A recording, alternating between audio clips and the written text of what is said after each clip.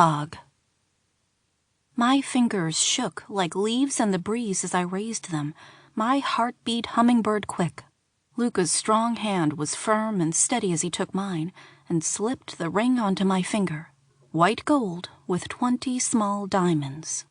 What was meant as a sign of love and devotion for other couples was nothing but a testament of his ownership of me, a daily reminder of the golden cage I'd be trapped in for the rest of my life.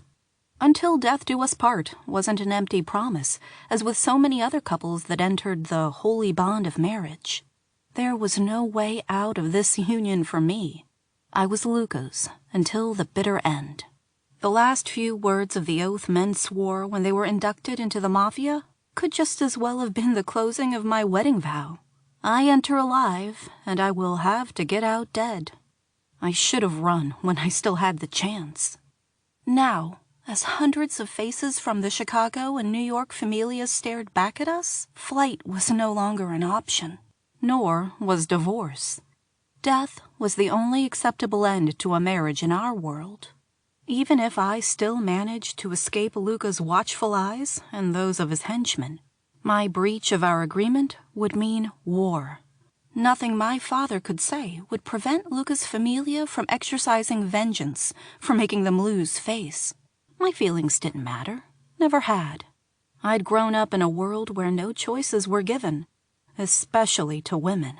This wedding wasn't about love or trust or choice. It was about duty and honor, about doing what was expected. A bond to ensure peace. I wasn't an idiot. I knew what else this was about. Money and power. Both were dwindling, since the Russian mob, the Bratva, and other crime organizations had been trying to expand their influence into our territories. The Italian familias across the U.S. needed to lay their feuds to rest and work together to beat down their enemies. I should be honored to marry the oldest son of the New York familia. That's what my father and every other male relative had tried to tell me since my betrothal to Luca. I knew that. And it wasn't as if I hadn't had time to prepare for this exact moment. Yet fear still corseted my body in a relentless grip.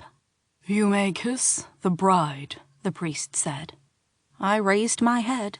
Every pair of eyes in the pavilion scrutinized me, waiting for a flicker of weakness. Father would be furious if I let my terror show, and Luca's familia would use it against us. But I had grown up in a world where a perfect mask was the only protection afforded to women, and had no trouble forcing my face into a placid expression. Nobody would know how much I wanted to escape.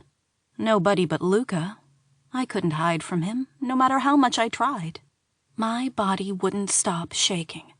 As my gaze met Luca's cold gray eyes, I could tell that he knew. How often had he instilled fear in others? Recognizing it was probably second nature to him.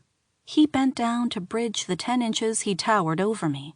There was no sign of hesitation, fear, or doubt on his face. My lips trembled against his mouth as his eyes bored into me. Their message was clear. You are mine.